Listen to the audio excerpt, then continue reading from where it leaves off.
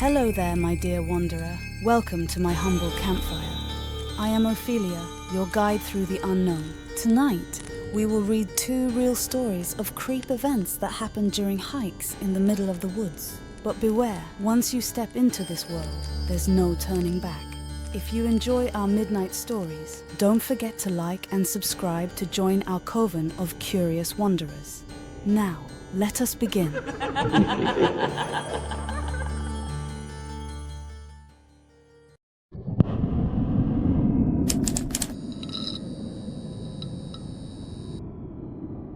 I had only been living in this new city for a few months, adjusting to life at the university. The pace was relentless, and I needed a break. I decided a solo hike in the nearby wilderness would be the perfect escape. I packed my gear meticulously, making sure I had everything I needed for a few days of hiking and camping. The drive to the trailhead was uneventful, filled with idle chatter on the radio and the hum of the car's engine. The mountains loomed in the distance, promising solitude and peace. The trail I chose was less traveled, which was exactly what I wanted. After a few hours of hiking, I found a more hidden path that seemed promising.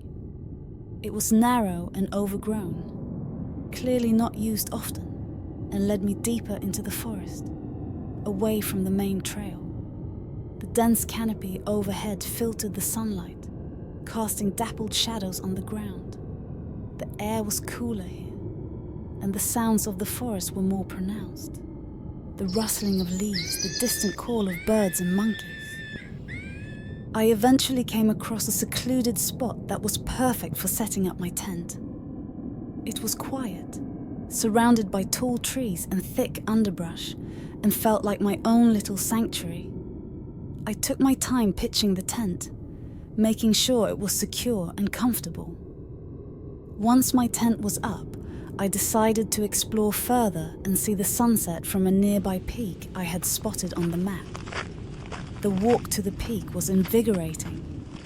The trail wound upwards, sometimes steeply, but the effort was worth it. The view from the top was breathtaking. The sky was painted with hues of orange, pink, and purple as the sun dipped below the horizon. I lingered for a while, soaking in the beauty and the tranquility of the moment. The distant mountains were silhouetted against the colorful sky, and a sense of peace washed over me. As darkness began to fall, I reluctantly made my way back to my campsite. When I returned to my tent, something felt off. The flap was slightly open, and I was sure I had zipped it closed before leaving. My heart pounded as I checked inside. Nothing seemed to be missing, but the feeling that someone had been there was unmistakable. The interior of the tent, which I had left in a specific order, seemed subtly disturbed. My sleeping bag was slightly unrolled, and my backpack, which I had left in the corner, was now in the center of the tent. Unease settled over me, but it was already dark, and I didn't want to risk hiking back to the main trail in the dark. I decided to stay the night and leave first thing in the morning. I tried to stay vigilant, listening for any unusual sounds, but the exhaustion from the day's hike caught up with me. Despite my best efforts, I drifted off to sleep. I was jolted awake in the middle of the night by someone shaking my tent violently. The entire structure rocked back and forth, the fabric rustling loudly. A man's voice, harsh and threatening, yelled from outside, "Get the out of here!" My heart raced, and I could feel the adrenaline coursing through my veins. I grabbed my flashlight and shone it through the tent's fabric, trying to see who was outside, but all I could make out was a shadowy figure. "Who are you? What do you want?"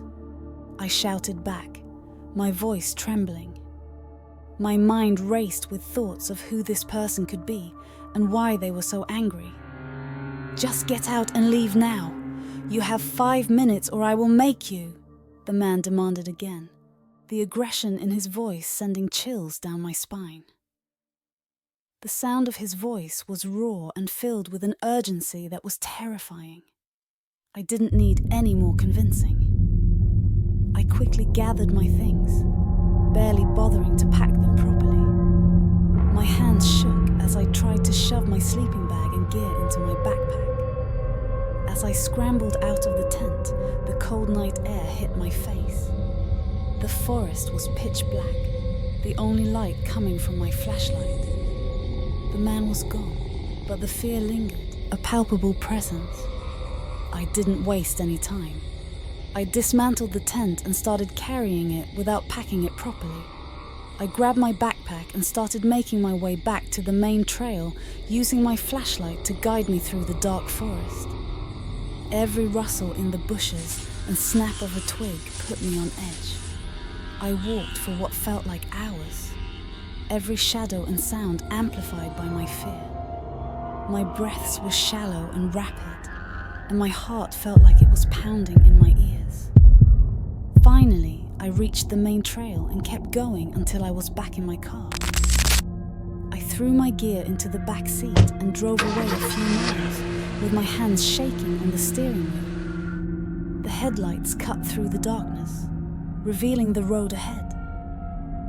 I kept glancing in the rearview mirror, half expecting to see the shadowy figure chasing after me. I found a quiet place to park and fell asleep in the car. I have never felt so tired in my whole life. I think I've done the trail in half the time I took to make it in the morning. And the way my things were packed just made everything harder. I'm impressed by what adrenaline can do to us. I still enjoy the outdoors, but I always stick to well-traveled paths now, and I never go alone. The memory of that night and the fear I felt will always stay with me. Every time I think about hiking, the image of that shadowy figure and the man's threatening voice echoes in my mind, a haunting reminder of the unexpected dangers of being completely alone in the middle of nowhere.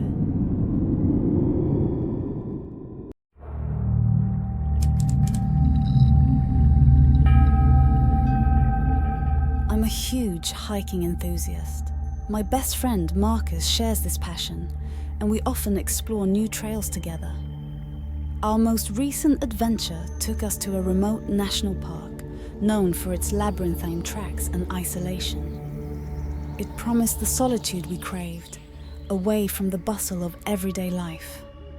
We arrived at the trailhead early in the morning, the sun just beginning to peek over the horizon. There was a parking area and there were no other vehicles there. We high-fived as we realized we'd have the park all for ourselves. The forest was quiet, with only the occasional sound of birds and some creeks. We set off with enthusiasm, chatting about our trivial matters and the upcoming sights. A few hours into the hike, I had a distinct feeling of being watched. Until that day, I had never had this kind of feeling. In fact, I didn't believe in such things. I commented with Marcus about it, and he told me he felt the same. We started to make jokes about it and brushed it off as paranoia. We were deep in the wilderness after all. But the feeling persisted, making the hair on the back of my neck stand up. As we continued, we stumbled upon a small clearing with signs of recent activity. A fire pit with still warm ashes and scattered food wrappers. It was odd, considering we hadn't seen anyone else on the trail. Marcus suggested it was probably from another group of hikers who had started the hike the night before and left that spot a few minutes before we arrived. That was when I started to feel a bit uneasy.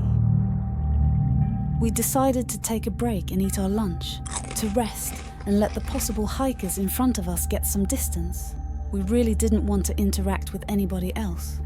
As we sat, I couldn't help but scan the surrounding trees, looking for any sign of movement.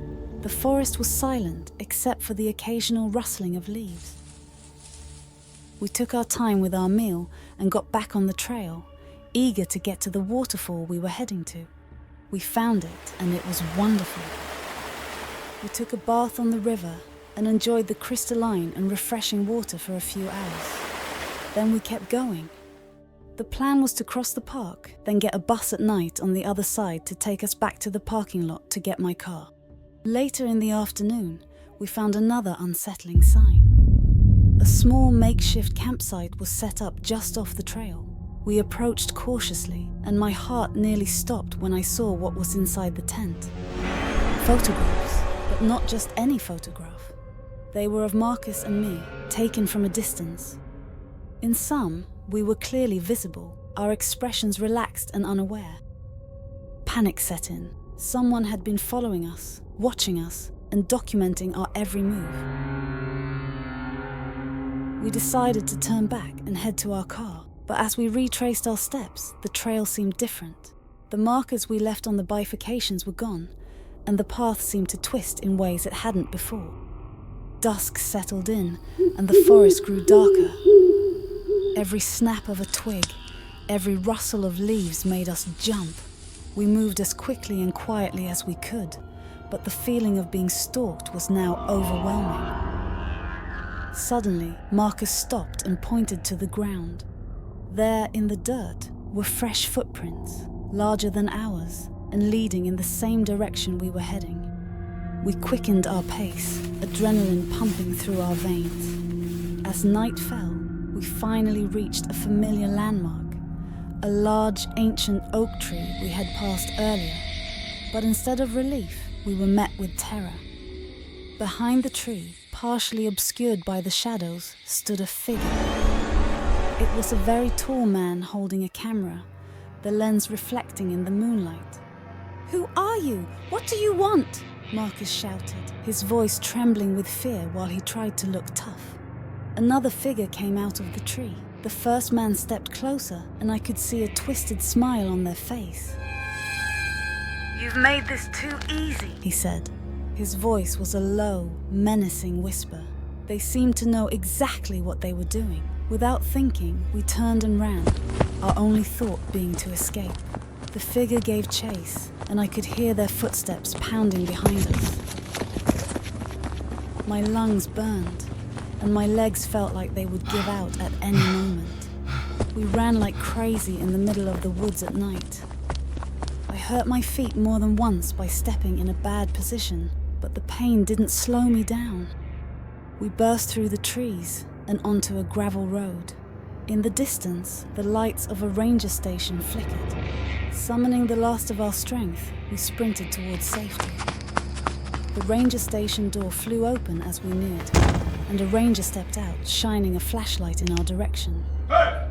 The stalker stopped, retreating into the darkness of the forest. We collapsed at the ranger's feet, gasping for breath and frantically explaining what had happened. But not before I puked from exhaustion. The ranger quickly called for backup, and within minutes, other rangers arrived on a pickup truck.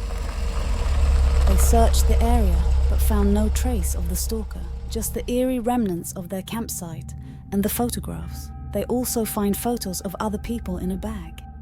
We were escorted back to safety.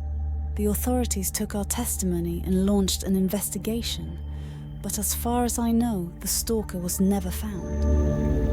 The experience left us both shaken. That was the creepiest day of my life for sure. Now I avoid deserted hikes, and I also bring a gun every time I go on adventures, and so does Marcus.